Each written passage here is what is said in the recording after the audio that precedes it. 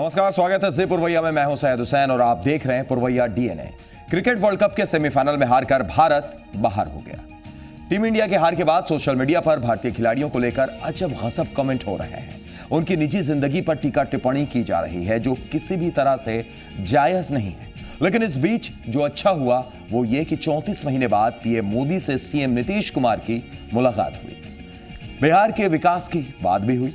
DNA में हम इसकी चर्चा करेंगे। साथ ही झारखंड में गर्मी की दस्तक के साथ गहराए जल संकट की भी बात होगी। सियासत में हवा का रुख कब बदल जाए कहा नहीं जा सकता। अब देखिए, जिस मोदी के नाम पर नीतीश कुमार ने बीजेपी से रिश्ता तोड़ा, दूरियां बनाए रखी, अब उन्हीं से 34 महीने के लंबे अंतराल के बाद औपचारिक मुलाकात भी की। हालांकि नीतीश के मुलाकात का मकसद बिहार का विकास था। मुलाकात में नीतीश ने पीएम को बिहार के वित्तीय हालत का ब्यौरा देते हुए विशेष सुविधाएं देने की भी मांग की। नीतीश कुमार के मुताबिक उन्होंने प्रधानमंत्री से मिलकर केंद्र की कई योजनाएं बंद होने से सूबे को हो रहे वित्तीय नुकसान के बारे में बताया। तथ्य और आंकड़े पेश करते हुए नीतीश ने बिहार को विशेष सहायता की मांग दोहराई। पीएम मोदी और नीतीश की मुलाकात की चर्चा को आगे बढ़ाएं, उसके पहले आपको सुनाते हैं सीएम नीतीश कुमार ने मुलाकात के बाद क्या कहा। विकास के लिए जो सहयोग और सहायता की हमारी अपेक्षा है उसी से संबंधित हमने चर्चा की है। वित्त आयोग ने जो सिफारिश की है उसमें यह भी कहा है कि फॉर्मूला के आधार पर जो हिस्सेदारी अलग अलग राज्यों की निर्धारित हो रही है, लेकिन जिन राज्यों को नुकसान हो रहा है और उनकी खास जरूरतें हैं उसको पूरा करने के लिए अलग से केंद्र सरकार व्यवस्था कर सकती है। तो हमने उस पर आग्रह किया है कि इसी के अंतर्गत हम ये चाहते हैं कि हमारा जो नुकसान है उसकी भरपाई हो और बिहार को विशेष राज्य के दर्जा की तरफ सुविधा मिलनी चाहिए। पीएम नरेंद्र मोदी और सीएम नीतीश कुमार की मुलाकात औपचारिक थी, लेकिन इस औपचारिक मुलाकात के भी सियासी मायने निकाले जा रहे हैं। क्योंकि 2014 के लोकसभा चुनाव के लिए मोदी को बीजेपी का प्रधानमंत्री पद का उम्मीदवार घोषित किए जाने के बाद जेडीयू ने जून 2013 में बीजेपी से अपना 17 साल पुराना संबंध तोड़ दिया था। दोनों के बीच तलखी किसी से नहीं छुपी है। नीतीश को जब मौका मिला मोदी के खिलाफ बोले और लोकसभा चुनाव के दौरान मोदी ने भी नीतीश पर निशाना साधा। अब ऐसे में सवाल यह उठता है कि आखिर ऐसा क्या हुआ कि दोनों 34 महीने बाद मिले। इस दौरान रिश्ते की गर्मजोशी वही दिखी जो पहले दिखती थी। कहा जा सकता है एक सीएम की पीएम से मुलाकात थी जिसने राजहित में मुलाकात की। मुलाकात के बाद नीतीश ने यह जताने की भी कोशिश की कि उन्होंने पीएम से बिहार के विकास के लिए मदद मांगा और 14वें वित्त आयोग की सिफारिशों से बिहार को होने वाले नुकसान की भरपाई की मांग भी की। विकास के मुद्दे पर मोदी से मुलाकात की बात कहे नीतीश क्या यह जताने की कोशिश भी कर रहे हैं कि राज्य के विकास के आगे वो अपने अहम को नहीं आने देंगे। यह इसलिए क्योंकि खुद बीजेपी कहती रही है कि नीतीश अहंकारी हैं। तो क्या यह भी माना जाए कि नीतीश ने पीएम से मुलाकात कर बीजेपी के आरोपों का जवाब दिया है। बीजेपी को नीतीश से नजदीकियां बढ़ाने की आरएसएस की नसीहत के बाद इस मुलाकात के मायने निकाले जा रहे हैं। अगर इस कसौटी पर हम इस मुलाकात को तौलते हैं तो सवाल यह भी है कि आखिर क्यों नीतीश और बीजेपी भविष्य में साथ आ सकते हैं। तो सबसे पहले मांझी के हटने से नीतीश के महादलित वोट बैंक पर असर पड़ेगा। लालू के साथ चुनाव में जाने पर लालू की छवि से जेडीयू को नुकसान हो सकता है।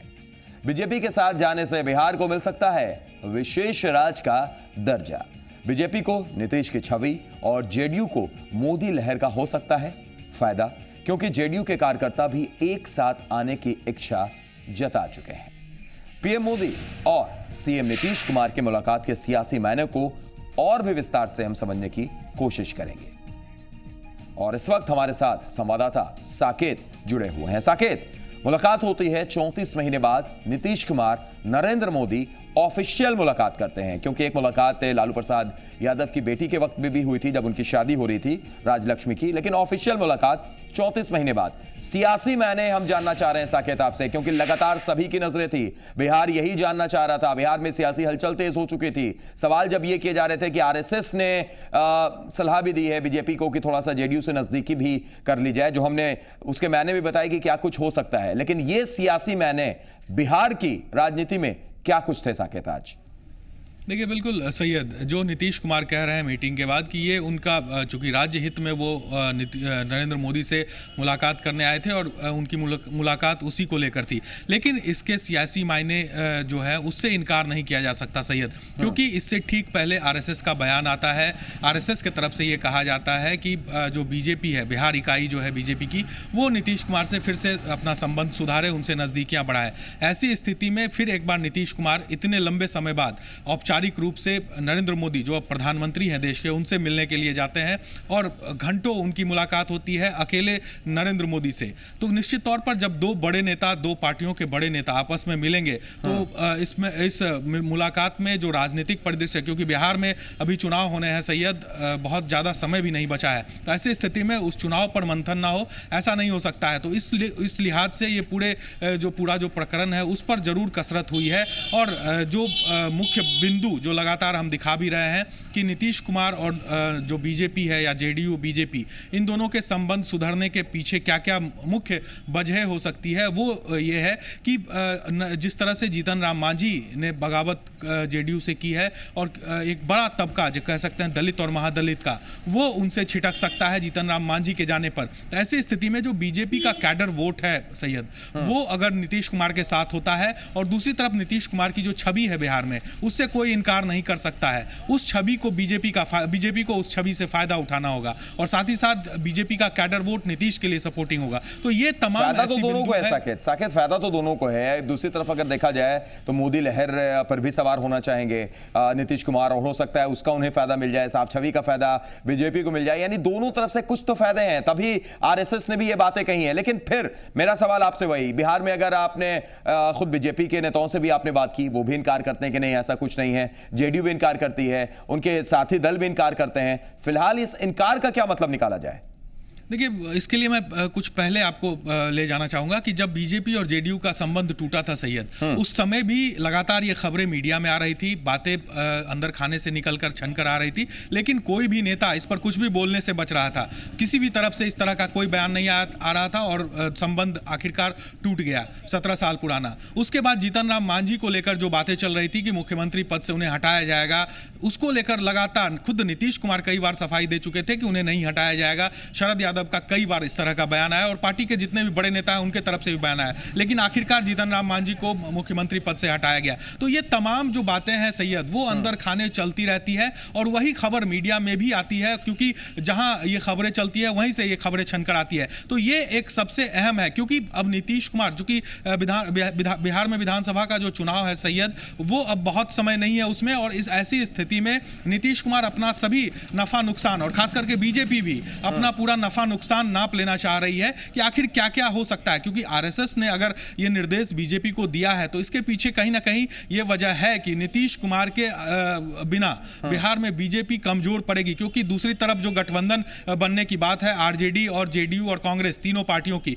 वो कहीं ना कहीं चुनौती बीजेपी को निश्चित तौर पर बिहार में देगी, क्योंकि जो विधानसभा का उपचुनाव 10 सीटों पर हुआ उसमें यह साफ जाहिर भी हुआ सैयद। तो ऐसी स्थिति में बीजेपी भी इस बात को समझ रही है और कहीं ना कहीं जो नीतीश कुमार है उनको भी ये डर सता रहा है कि अगर वो चुनाव लड़ते हैं और अगर सीट बंटवारे का जहां तक मामला आता है तो लगातार राजद ये दबाव बनाते रही है जेडीयू पर कि उन्हें ज्यादा से ज्यादा सीटें चाहिए, यानी कि नीतीश कुमार को कम सीटों पर लड़ना पड़ेगा अगर राजद के साथ वो जाते हैं तो ऐसी स्थिति में जो नीतीश कुमार का दबदबा है वो कम होगा। और लालू यादव जिस तरह से पिछले कुछ दिनों से आप बयान भी देख रहे होंगे सैयद, लगातार वो खुलकर बयान दे रहे हैं कि सरकार को धक्का दिया जा रहा है, हम धक्का देकर सरकार को चला रहे हैं, या शिक्षा व्यवस्था पर लालू यादव सवाल उठा रहे हैं। तो ये ऐसे तमाम ऐसे बिंदु है जिससे नीतीश कुमार भी यानी निश्चित तौर पर यह भी कहा जा सकता है कि विकास के मुद्दे को लेकर मुलाकात एक बहाना कही जा सकती है, मकसद भले ही कुछ और होगा। बहुत बहुत शुक्रिया जुड़ने के लिए और तमाम बातचीत करने के लिए साकेत आपका। तो 34 महीने बाद ये ऑफिशियल मुलाकात, विकास की बात जरूर हुई, विकास के मुद्दे की बात जरूर कही सीएम नीतीश कुमार ने, लेकिन इसके पीछे का मकसद क्या है साकेत बता रहे थे। एक छोटे से ब्रेक के लिए हम रुक रहे हैं। ब्रेक के बाद हम ये भी बात करेंगे कि स्वच्छ गंगा अभियान को लेकर जो बैठक हुई क्या निकला।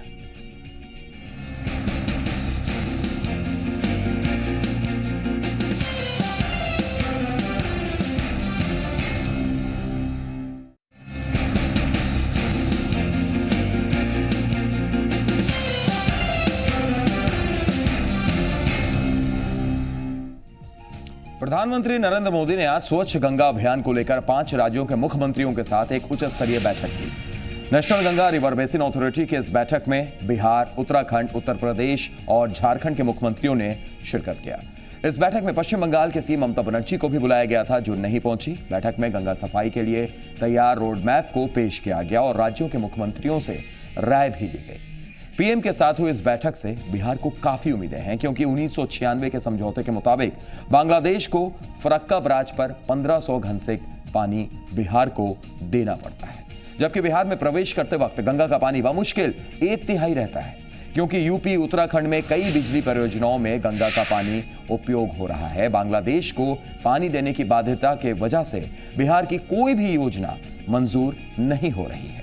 1995 से बिहार सरकार अनुरोध कर रही है कि गंगा के पानी का बंटवारा में राज्यों का हिस्सा तय हो। 2012 में तत्कालीन जल संसाधन मंत्री ने चौसा से फरक्का तक गंगा का हवाई सर्वेक्षण के बाद आवश्यक कार्रवाई की बात कही थी। उस वक्त से अब तक कई बार पत्राचार हो चुका है। गंगा और इसकी सहायक नदियों की आकृति, गाद जमा होने की दर, गाद प्रवाह की क्षमता, नदियों के किनारों का चरण, जल जमाव वाले क्षेत्र और पानी की क्वालिटी पर पड़ने वाले प्रभावों का अध्ययन केंद्र सरकार को कराना चाहिए।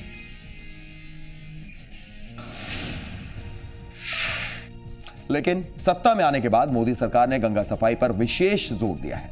गंगा सफाई के लिए नमामि गंगे योजना चलाई जा रही है। योजना की कामयाबी के लिए राज्यों से मदद मांगी जा रही है। आपको यह भी बता दें कि गंगा की सफाई पर अब तक 1500 करोड़ रुपया खर्च भी हो चुका है, लेकिन उसके बाद भी गंगा में प्रदूषण कम होने के बजाय बढ़ रहा है।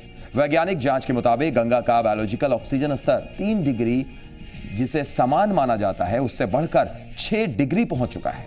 विश्व बैंक की रिपोर्ट के मुताबिक उत्तर प्रदेश की 12% बीमारियों की वजह प्रदूषित गंगा जल है। आपको जानकर यह भी हैरानी होगी, लेकिन यह सच है कि 100 करोड़ लीटर गंदा पानी रोजाना गंगा में बह रहा है। बजट सत्र में केंद्रीय मंत्री उमा भारती ने सदन में कहा था कि गंगा में 144 नाले सीधे प्रवाहित हो रहे हैं। इनमें सबसे ज्यादा 54 पश्चिम बंगाल में है, जबकि उत्तर प्रदेश में 51, बिहार में 25 और उत्तराखंड में 14 नाले हैं। ऐसा पहली बार नहीं है कि गंगा सफाई को लेकर कोई सरकार गंभीर हुई हो।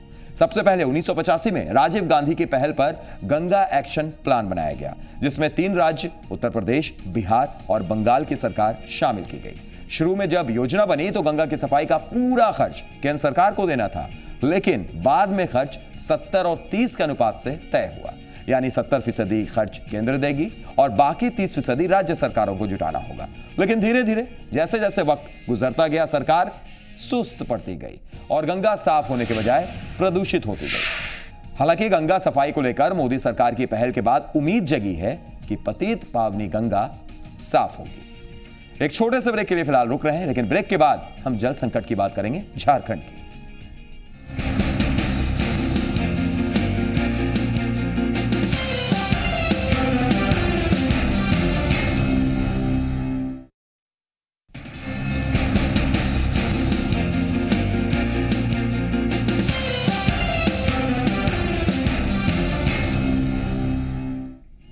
गर्मी की दस्तक के साथ झारखंड में पेयजल का संकट भी शुरू हो चुका है। राजधानी रांची से सटे कई इलाकों का तालाब और कुआं सूख चुका है।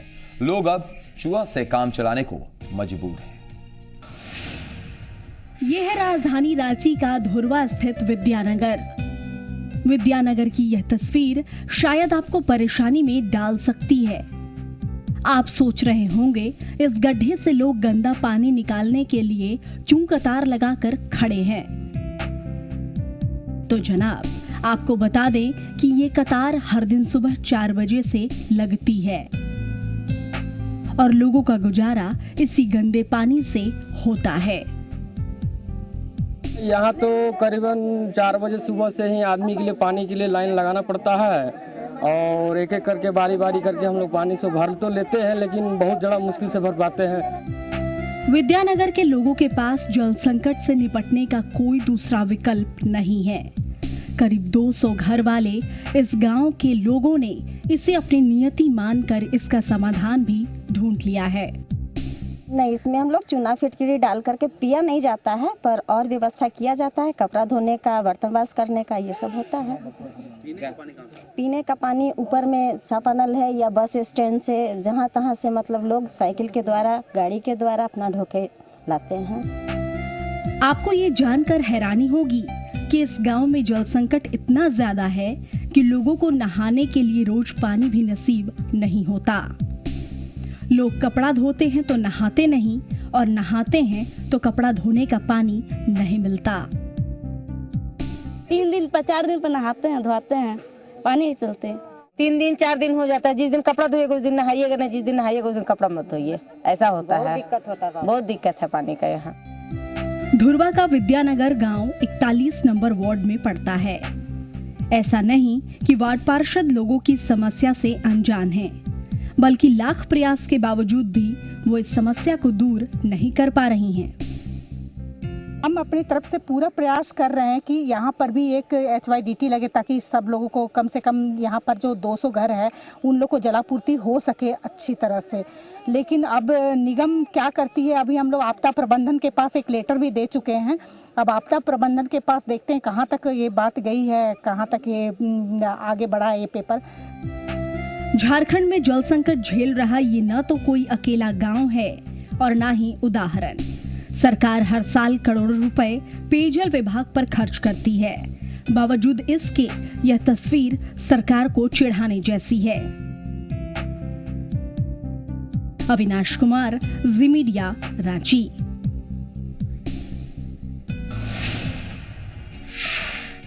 तो बिन पानी सब सून, झारखंड में जल संकट गहराता जा रहा है। पुरवैया डीएनए में आज के लिए इतना ही। दीजिए इजाजत, नमस्कार।